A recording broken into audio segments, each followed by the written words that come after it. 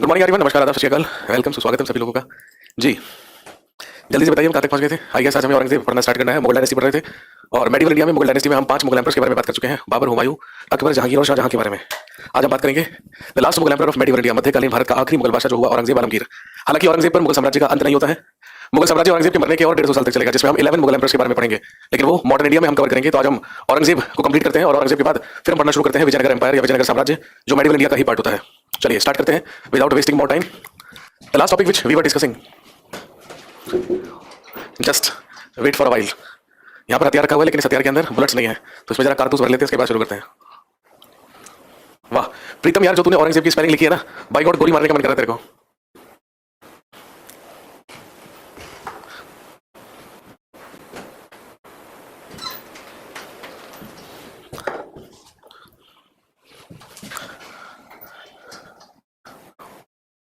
हम पढ़ रहे थे मुगल डायनेस्टी या मुगल वंश, जो मेडिवल इंडिया में 1526 से लेकर कहां तक है, 1707 तक। कल हमने उत्तराधिकार की लड़ाइयां, उत्तराधिकार के युद्ध पढ़ लिए थे, जिसमें हमने 5 बैटल्स के बारे में पढ़ा था। बहादुरपुर का युद्ध, उसके बाद धर्मत का युद्ध, सामूगढ़ का युद्ध, खंजवा का युद्ध और देवराई का युद्ध। फाइनली देवराई के युद्ध में ही दारा शिकोह को पराजित किया और बस उसके बाद क्या लिख के भेज दिया।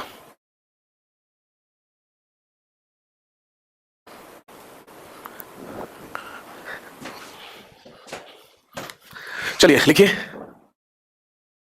औरंगजेब आलमगीर, जिसका रूलिंग पीरियड रहा 1658 से लेके 1707 तक।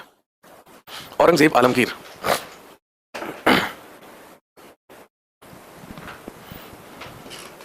औरंगजेब के बारे में बात करेंगे। औरंगजेब वाज बोर्न इन 1618 इन दोहद, उज्जैन। औरंगजेब का जन्म 1618 ईस्वी में उज्जैन के दोहद नामक स्थान पर हुआ। और ध्यान रखेंगे, जब औरंगजेब का जन्म हुआ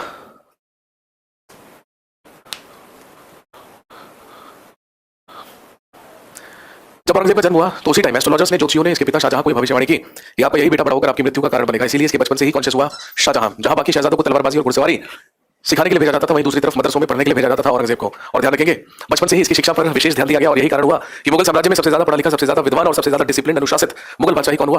औरंगजेब हुआ। बचपन से ही कुरान शरीफ पढ़वाई गई, बचपन से ही कई सारे प्रशिक्षकों ने आकर इसे शिक्षा दी और बचपन से ही कुरान शरीफ को पढ़ के इतना ज्यादा कुरान शरीफ को पढ़ा कि उसे अपनी आत्मा में बसा लिया। और यही कारण हुआ कि जब ये भारत का मुगल बादशाह बना तो उसके शासन करने का आधार ही क्या बना था? सुन्नी इस्लाम और कुरान शरीफ। ये वही फॉलो किया करता था जो सुन्नी इस्लाम के फेवर में था और वही फॉलो करवाया भी करता था। और हम सब जानते हैं इसी कारण से औरंगजेब को क्या कहा जाता है? जिंदा पीर कहा जाता है। औरंगजेब ही कहलाता है जिंदा पीर। In 1637, Aurangzeb got married to दिलरास Bano Begum. 1637 ईस्वी में औरंगजेब ने दिलरास बानो बेगम के साथ विवाह किया। और ध्यान रखेंगे, यही दिलरास बानो बेगम इतिहास में प्रसिद्ध हुई रबिया बीबी के नाम से। और ध्यान रखेंगे, आपसे पूछेंगे बताइए बीबी का मकबरा कहां पर है, तो ध्यान रखेंगे बीबी का मकबरा महाराष्ट्र के औरंगाबाद में है। महाराष्ट्र के औरंगाबाद में है बीबी का मकबरा। और ध्यान रखेंगे, ताजमहल की ही नकल करके बीबी के मकबरे को भी संगमरमर से बनाकर या बनवाकर बिल्कुल ताजमहल की कॉपी करने की कोशिश की गई, लेकिन जितना खूबसूरत बना ताजमहल उतना ही बदसूरत बना बीबी का मकबरा। इसीलिए ध्यान रखेंगे, इसको सेकंड ताजमहल या ताजमहल की बदसूरत नकल भी कहा जाता है। इसे ताजमहल की बदसूरत नकल भी कहा जाता है।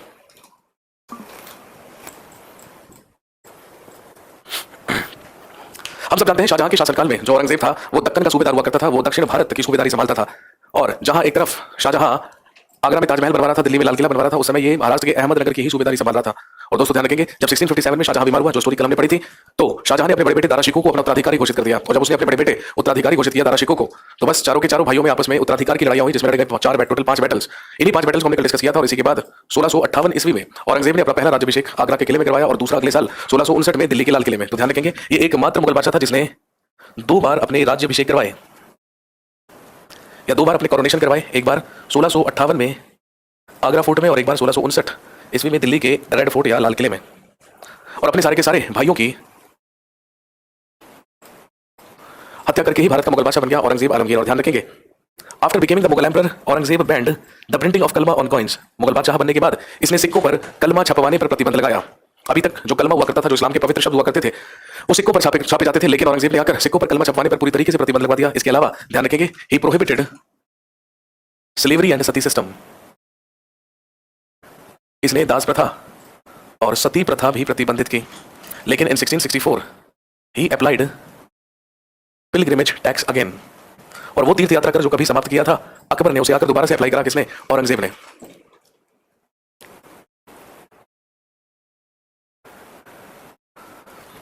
इसके अलावा he also prohibited the system of sijda and paibos, इसने सिजदा पाइबोस प्रथा का भी पूरी तरीके से अंत किया। वही सिजदा पाइबोस प्रथा जो कभी बलबन ने दिल्ली सल्तनत में अपने शासनकाल में चलवाई थी, वो लंबे समय से चलती रही, उसको सबसे पहले प्रतिबंधित शाहजहां ने किया, लेकिन उसका पूरी तरीके से अंत किया आकर औरंगजेब ने। जब औरंगजेब भारत का मुगल बादशाह था या मुगल एम्पायर था, तो औरंगजेब के ही समकालीन इसी के कंटेम्प्रेरी दक्षिण भारत में एक और साम्राज्य की शुरुआत हुई, जिसे हम मराठा एम्पायर या मराठा साम्राज्य कहते हैं। और हम सब जानते हैं मराठा साम्राज्य की स्थापना छत्रपति शिवाजी महाराज के द्वारा की गई थी, जहां एक तरफ औरंगजेब ने मुगल बादशाह बनकर एक कसम खाई थी कि हिंदुस्तान में केवल सुन्नियत चलेगी और वो हिंदू धर्म को नष्ट करके केवल संरक्षण देगा किसको, सुन्नियत को या सुन्नी इस्लाम को। तो वहीं दूसरी तरफ छत्रपति शिवाजी महाराज ने भी कसम खाई थी कि जितना नुकसान मुगल हिंदू धर्म का करेंगे, हम उतने ही ज्यादा हिंदू धर्म का संरक्षण करेंगे। इसीलिए जब दक्षिण भारत से उत्तर भारत चला गया कौन, औरंगजेब, तो पीछे से शिवाजी को अपने एम्पायर और अपने साम्राज्य को मजबूत और संगठित करने का मौका मिला।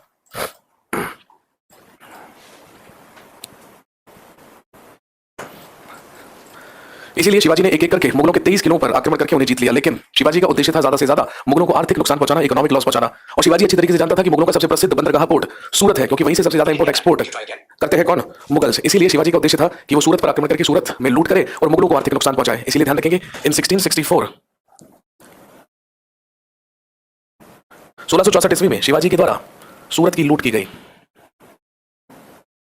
और जब 1664 ईस्वी में सूरत की लूट हुई, तो इससे भारी आर्थिक नुकसान पहुंचा किसको, मुगल्स को।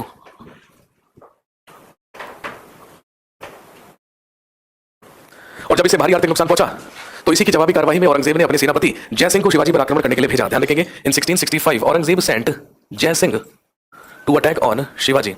औरंगजेब ने जयसिंह को शिवाजी पर आक्रमण करने के लिए भेजा और जयसिंह को आदेश दिया कि जाइए और जाकर शिवाजी पर आक्रमण करके उसे मजबूर कीजिए और उसे वो सारे किले प्राप्त कीजिए जो उसने अधिकार में लिए हैं या जो छीने हैं, और उसे अपने साथ लेकर आइए और मेरे दरबार में मेरे सामने पेश कीजिए, क्योंकि मुझे उससे वार्ता करनी है, उससे बातचीत करनी है। इसीलिए 1665 में मुगलों के सेनापति जयसिंह ने शिवाजी पर आक्रमण किया और शिवाजी को मजबूर किया एक संधि करने के लिए। और हम सब जानते हैं 1665 में हुई प्रसिद्ध ट्रीटी ऑफ पुरंदर या पुरंदर की संधि।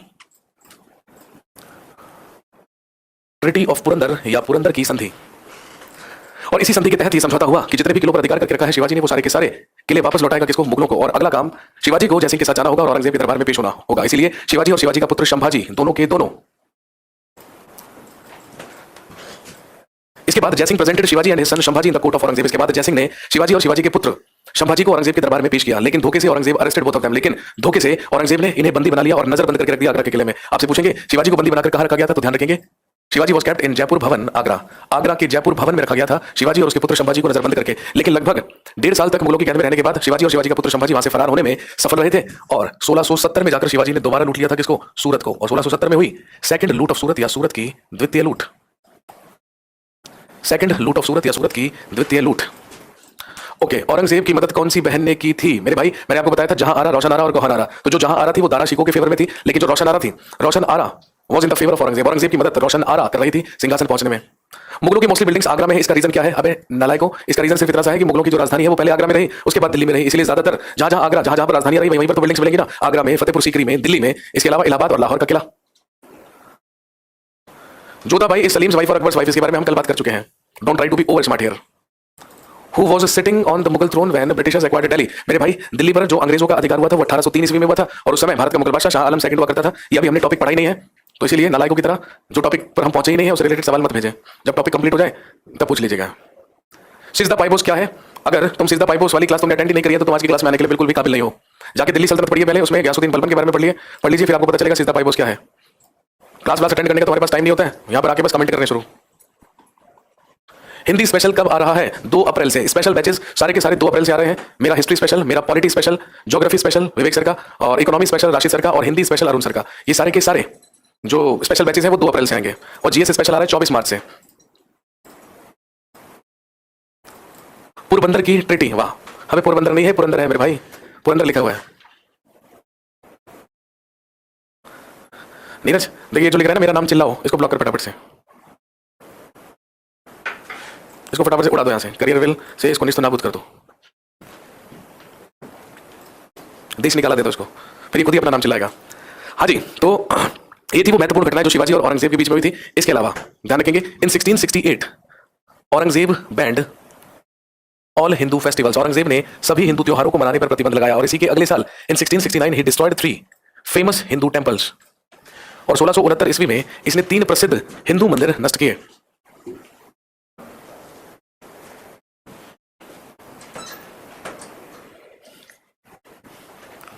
और ध्यान रखेंगे वो 3 मंदिर जो नष्ट करवाए गए, लिख लीजिए, सोमनाथ टेंपल, सोमनाथ मंदिर।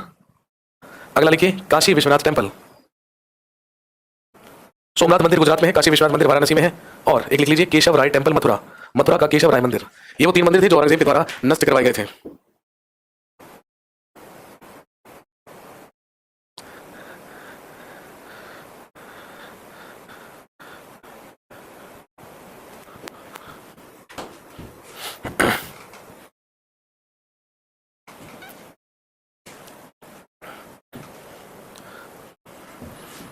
इसके बाद इन 1675 1675 ईस्वी में Aurangzeb killed 9th Guru of 6 Guru Tegh Bahadur.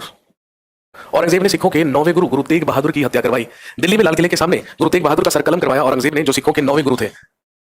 लाल किले के बिल्कुल सामने चांदनी चौक में गुरुद्वारा है, जिसको हम गुरुद्वारा सीसगंज बोलते हैं। तो वो वही स्थान है जहां पर औरंगजेब के द्वारा सीस कटवाया गया था गुरु तेग बहादुर का, जो सिखों के 9वें गुरु हुआ करते थे।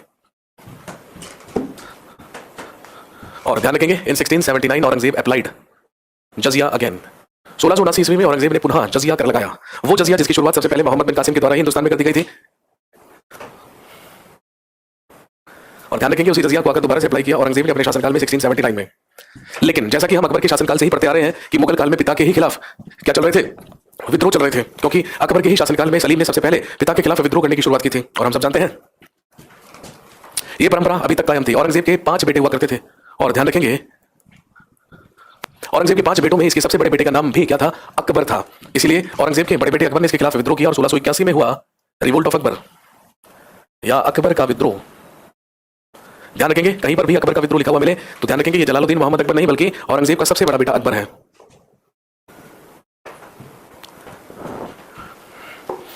पीसीएस के लिए कोई स्पेशल बैच नहीं आने वाला। जो लोग पीसीएस की तैयारी कर रहे हैं वो जाकर स्पेशल बैचेस परचेज करें, history special, polity special, geography, economy special, science special, तो वहां से उनकी सारी की सारी जीएस कवर हो जाएंगे। ठीक है, बाकी जो यूपीजीएस का बैच आएगा यूपीजीके का, वहां से वो यूपीजी के ले सकते हैं, उनको इस तरीके से बैचेस लेने होंगे। पीसीएस का अलग से कोई बैच नहीं आएगा। 1681 में औरंगजेब के बड़े बेटे अकबर ने इसके खिलाफ विद्रोह किया, जिसमें आपसे पूछेंगे बताइए अकबर के विद्रोह में अकबर की मदद किसने की थी? शिवाजी के बेटे ने, जिसका नाम था संभाजी। क्योंकि ये जो अकबर था ये विद्रोह करके दक्षिण भारत की तरफ भागा और सीधा संभाजी की शरण में गया, और संभाजी ने ही इसे रहने के लिए शरण दी। और ध्यान रखेंगे 8 ईयर्स तक, 8 साल तक ये जो अकबर था ये संभाजी की ही शरण में रहा।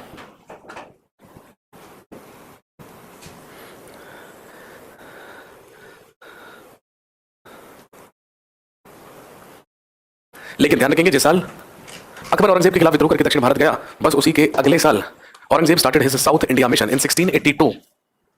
Aurangzeb started his south India mission. Aurangzeb ने अपना दक्षिण भारत अभियान शुरू किया।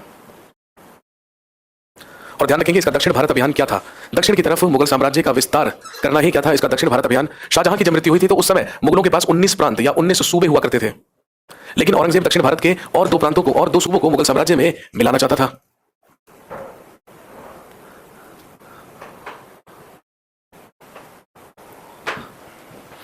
यूपीपीसीएस आरओ एआरओ का अगर मेंस का एग्जाम है जिसके लिए आपको हिंदी पढ़नी है तो मेरे भाई हिंदी स्पेशल का जो बैच है उसमें आप हिंदी पढ़िए। अरुण सर का जो हिंदी स्पेशल का बैच है वहां से हिंदी सीखिए, और हिंदी भी नहीं सामान्य हिंदी सीखनी है जो कॉमन सेंस से आपको आनी चाहिए। 19 सूबे थे, लेकिन ये चाहता था 2 और सूबों को ऐड करना। और ध्यान रखेंगे वो 2 सूबे कौन से थे? एक गोलकुंडा, हम सब जानते हैं हैदराबाद का ही पुराना नाम क्या था, गोलकुंडा, और दूसरा था कर्नाटका का बीजापुर। औरंगजेब चाहता था इन दोनों सूबों को भी मुगल साम्राज्य में मिलाना, जो अभी तक मुगल साम्राज्य का पार्ट नहीं थे। बस इसीलिए औरंगजेब 1682 ईस्वी में दक्षिण भारत अभियान पर गया, लेकिन इतिहासकार कहते हैं कि जाकर दक्षिण में इतना ज्यादा उलझा, इतना ज्यादा बिजी हुआ कि इसका ध्यान हट गया। दक्षिण भारत की तरफ तो ध्यान लग गया, लेकिन उत्तर भारत से ध्यान हट गया और ये कभी भी वापस लौटकर उत्तर भारत नहीं आया। इसीलिए औरंगजेब का दक्षिण भारत अभियान औरंगजेब की कब्र कहलाता है। This is known as grave of Aurangzeb.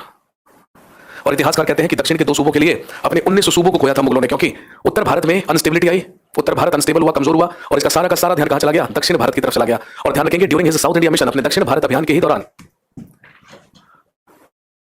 In 1686 Aurangzeb conquered Bijapur and in 1687 ही कॉन्कर्ड गोलकुंडा। दक्षिण भारत के अभियान के दौरान इसने 1686 में बीजापुर और 1687 में गोलकुंडा पर अधिकार करके उसे मुगल साम्राज्य में मिला लिया। और ध्यान रखेंगे मुगल साम्राज्य में सूबों की संख्या कितनी हो गई? 21। इसीलिए सवाल पूछते हैं कि मुगल साम्राज्य में सर्वाधिक सूबे, सर्वाधिक प्रांत किस मुगल बादशाह के समय में थे? He was Aurangzeb. 21 सूबे, सबसे ज्यादा सूबे मुगल साम्राज्य में औरंगजेब के ही शासनकाल में थे। और ध्यान रखेंगे आपसे पूछेंगे कि अगर दक्षिण भारत अभियान से औरंगजेब कभी भी वापस नहीं आया तो उसकी गैर मौजूदगी में दिल्ली का शासन या उत्तर भारत का जो शासन था वो किसने संभाला? तो ध्यान रखेंगे औरंगजेब का ही एक वजीर हुआ करता था जिसका नाम था असद खान, जो 31 साल तक औरंगजेब का वजीर रहा। मुगलों के यहां सबसे ज्यादा समय तक वजीर रहने वाला भी असद खान माना जाता है। तो जब औरंगजेब दक्षिण भारत था और जब ये उत्तर भारत नहीं लौट कर आ पाया तो ध्यान रखेंगे इसकी गैर मौजूदगी में इसके वजीर असद खान ने ही उत्तर भारत में या दिल्ली में शासन संभाला था। और ध्यान रखेंगे सर्वाधिक हिंदू मंत्री या maximum number of Hindu ministers were there in the court of Aurangzeb. Aurangzeb के ही दरबार में सर्वाधिक हिंदू मंत्री हुआ करते थे। और हम सब जानते हैं औरंगजेब ने ही अपने शासनकाल में अपनी दक्षिणी राजधानी, अपनी साउथ कैपिटल किसे बनाया था? औरंगाबाद को बनाया था। लेकिन जब ये दक्षिण भारत अभियान पर था तो औरंगजेब को ध्यान आया किसका? अकबर का, जो विद्रोह करके किसके पास भागा था? संभाजी के पास भागा था। इसलिए ध्यान रखेंगे अपनी सेना लेकर संभाजी की तरफ बढ़ा औरंगजेब। लेकिन जब इसके बेटे अकबर को पता चला कि औरंगजेब आ रहा है तो वो भाग गया पर्शिया, फारस की तरफ। जा जाकर उसकी डेथ हो गई। लेकिन संभाजी पर अटैक किया औरंगजेब ने in 1689। Aurangzeb attacked on Sambhaji. Aurangzeb ने संभाजी पर आक्रमण किया एंड ही किल्ड हिम, और इसने संभाजी की हत्या कर दी। और संभाजी की हत्या करने के बाद संभाजी की ही पत्नी, जिसका नाम था येसुबाई, इसने संभाजी की हत्या की और संभाजी की हत्या करके उसकी पत्नी येसुबाई और उसके पुत्र शाहू को गिरफ्तार कर लिया। और ध्यान रखेंगे अब ये शाहू जो मराठाओं का उत्तराधिकारी है, ये तब तक मुगलों की कैद में रहेगा जब तक औरंगजेब की मृत्यु नहीं हो जाती। और औरंगजेब के मरने के बाद यही शाहू मुगलों के द्वारा आजाद किया जाएगा और जाकर बनेगा अगला मराठा शासक by the name of Chhatrapati Shahu Maharaj. ये हम कवर करेंगे, ये हम पढ़ेंगे जब हम पढ़ेंगे टॉपिक मराठास एंड पेशवास। उसको हम मॉडर्न इंडिया में पढ़ेंगे, मराठास और पेशवास टॉपिक। आधा मेडिवल में है वो, बल्कि थोड़ा सा मेडिवल में है, बाकी मॉडर्न में है, तो उसको हम मॉडर्न इंडिया में कवर करेंगे।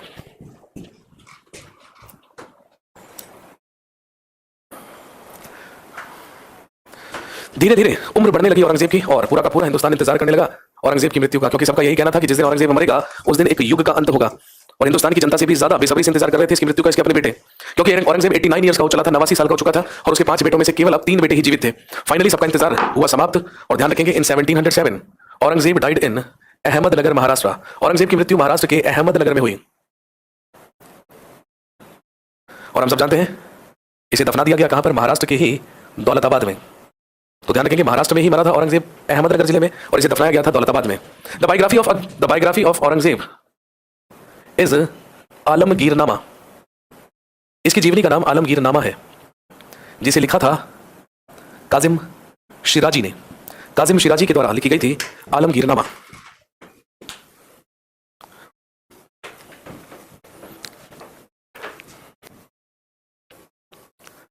तो ध्यान रखेंगे औरंगजेब के मरते ही मध्यकाल खत्म होता है। 1707 ईस्वी में मेडिवल इंडिया खत्म होता है। और जैसे ही मेडिवल इंडिया खत्म होता है 1707 में, वहीं से हम पढ़ना शुरू करते हैं मॉडर्न इंडिया, जिसमें हम पढ़ेंगे डिक्लाइन ऑफ मुगल एम्पायर या मुगल साम्राज्य का पतन। लेकिन ये तब पढ़ेंगे जब हम मॉडर्न इंडिया शुरू करेंगे। अभी हमें मेडिवल में एक टॉपिक और पढ़ना है जो है विजयनगर एम्पायर या विजयनगर साम्राज्य।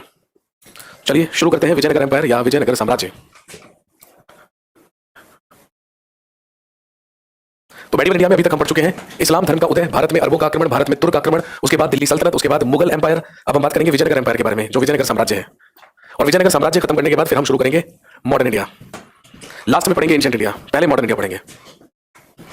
चलिए भाई हेडिंग डाल लीजिए, विजयनगर एम्पायर, विजयनगर साम्राज्य, विजयनगर एम्पायर या विजयनगर साम्राज्य। और हम अच्छी तरीके से जानते हैं दिल्ली सल्तनत में मोहम्मद बिन तुगलक के ही शासनकाल में दक्षिण भारत में विजयनगर साम्राज्य का उदय हुआ, जो इतिहास की एक महत्वपूर्ण घटना मानी जाती है। और अगर हम बात करें दक्षिण भारत की, तो हम सब जानते हैं दक्षिण भारत के सबसे विशाल और ताकतवर राजवंशों में से हुआ है एक विजयनगर एम्पायर। विजयनगर एम्पायर की स्थापना हम सब जानते हैं कब हुई थी? लिख लीजिएगा, 1336 ईस्वी में हरिहर और बुक्का नाम के दो भाइयों के द्वारा ही विजयनगर साम्राज्य की स्थापना की गई थी। हरिहर और बुक्का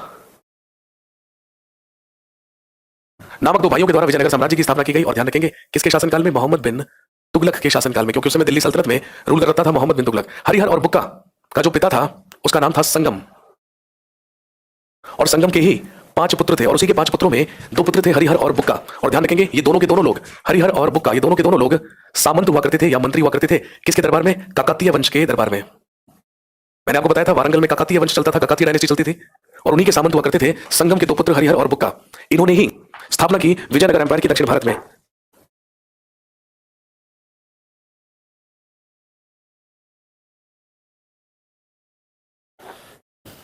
ये पहले काकतीय वंश के ही सामंत हुआ करते थे, जो कहां पर शासन किया करता था? वारंगल में।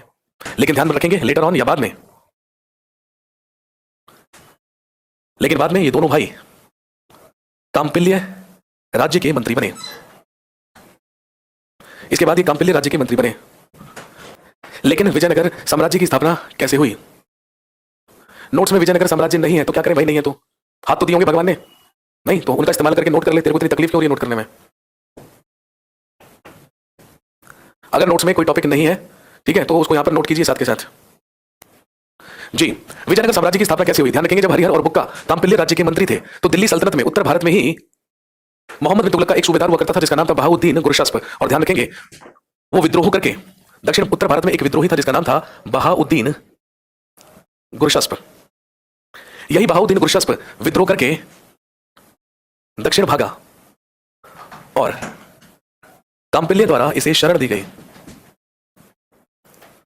और जब मोहम्मद बिन तुगलक को पता चला कि हमारा विद्रोही बहाउद्दीन गुरशस्प दक्षिण भारत गया और दक्षिण भारत के कांपिल्य राजाओं ने उसको शरण दिया, तो इस बात से बेहद नाराज हुआ मोहम्मद बिन तुगलक। इसलिए मोहम्मद बिन तुगलक ने कांपिल्य पर अटैक करके कांपिल्य को नष्ट कर दिया और कांपिल्य को नष्ट करके हरिहर और बुक्का दोनों को बंदी बनाकर अपने साथ उत्तर भारत ले गया मोहम्मद बिन तुगलक। और वहीं पर हरिहर और बुक्का दोनों को इस्लाम धर्म कबूल करवाया गया, दोनों ने इस्लाम धर्म कबूल कर लिया और अब वो मोहम्मद बिन तुगलक के ही अधीन रहकर वहां पर कार्य करने लगे। लेकिन जब एक बार फिर से दक्षिण भारत में विद्रोह हुआ, हमने पढ़ा था मोहम्मद बिन तुगलक में कि बार बार दक्षिण भारत में क्या हुआ करते थे, विद्रोह हुआ करते थे। जब दक्षिण भारत में एक बार विद्रोह हुआ तो उस विद्रोह को नियंत्रित करने के लिए हरिहर और बुक्का को ही भेज दिया। किसने? मोहम्मद बिन तुगलक ने। क्योंकि हरिहर और बुक्का दोनों क्या हो चुके थे? मोहम्मद बिन तुगलक के विश्वास पात्र हो चुके थे, उसके खास लोग हो चुके थे। लेकिन हुआ क्या, जब हरिहर और बुक्का दक्षिण भारत में गए तो दक्षिण भारत जाकर इनकी मुलाकात एक पुरोहित से हुई। इनकी मुलाकात एक पुरोहित से हुई जिसका नाम था विद्यारण्य। और विद्यारण्य के ही प्रभाव में आकर दोनों के दोनों भाइयों की शुद्धिकरण करवाया गया। विद्यारण्य नामक पुरोहित ने ही दोनों का शुद्धिकरण किया और दोनों फिर से हिंदू बन गए। ये गए थे विद्रोह को नियंत्रित करने के लिए, लेकिन इन्होंने जहां पर कांपिल्य राजवंश हुआ करता था वहीं पर जाकर एक नए राजवंश की स्थापना कर दी जिसको हम क्या कहते हैं? विजयनगर एम्पायर, जिसको हमने कहा विजयनगर एम्पायर। और ध्यान रखेंगे विजयनगर एम्पायर को ही दूसरा नाम इसे विद्यानगर भी कहते हैं, क्योंकि अपने ही गुरु विद्यारण्य के नाम पर ही इसको विद्यानगर भी कहा हरिहर और बुक्का ने। जिन लोगों के सर के ऊपर से बात चली गई है और जो यहां पर लिख रहे हैं रिपीट अगेन, तो भैया क्लास खत्म होने के बाद वीडियो को 10 बार चला के देखना, समझ में आ जाएगा, कोई दिक्कत नहीं है।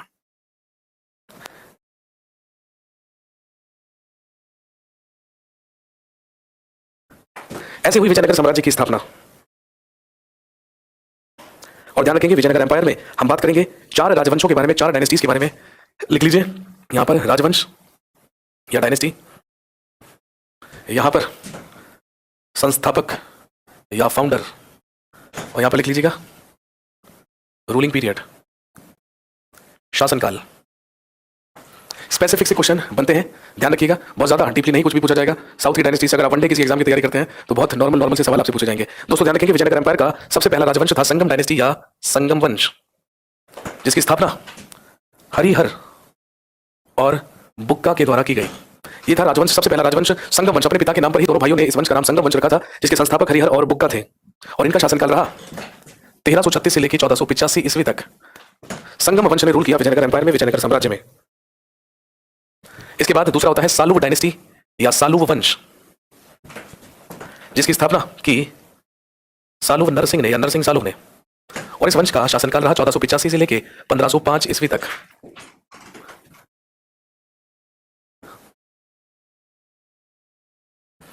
इसके बाद तुलुव डायनेस्टी या तुलुव वंश, जिसकी स्थापना की वीर नरसिंह ने। फाउंडर वॉज वीर नरसिंह। शासनकाल 1505 से लेके 1570 ईस्वी तक।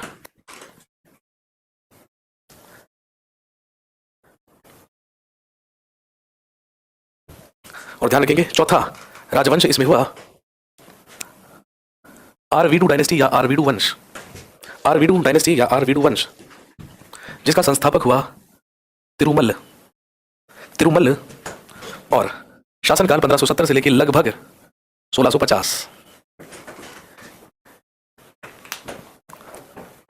भारती जी, अगर आप नाम सुनकर भी उसे इंग्लिश में नहीं लिख पा रहे हैं तो आप तैयारी करनी छोड़ दीजिए, क्योंकि जितने भी वर्ड्स यहां पर लिखे गए हैं वो हिंदी और अंग्रेजी में बिल्कुल सेम है। तो अगर आपको संगम डायनेस्टी सुनाई दे रहा है तो आई डोंट नो कि आपको संगम डायनेस्टी लिखना क्यों नहीं आ रहा अंग्रेजी में। और अगर नहीं आ रहा तो आप करियर विल से ऑफलाइन होकर पहले स्कूल में एडमिशन लीजिए, तब ज्यादा सही रहेगा।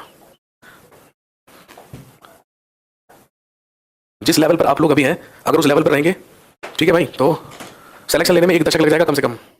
तो ऐसे काम मत करें। जब आपको पता है कि ये नाम है ना, जिस आदमी का नाम हिंदी में हरिहर होगा ना तो इंग्लिश में भी हरिहर होगा। तो अगर आपको इंग्लिश में हरिहर नहीं लिखना आ रहा है तो इसका मतलब you are not at all English medium student. तो फिर तो आप हिंदी मीडियम के बच्चे हो ना इंग्लिश मीडियम के। तो पहले तो आप अपना मीडियम तलाशिए कौन सा है।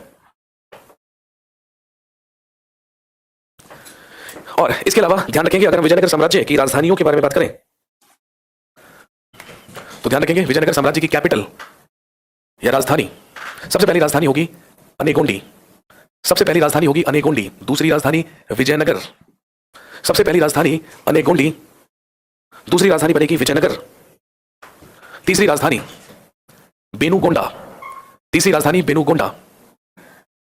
और फिर चौथी राजधानी होगी चंद्रगिरी। तो विजयनगर साम्राज्य की ये 4 राजधानियां थी। कई बार एग्जाम में ऐसे भी सवाल पूछे गए हैं कि बताइए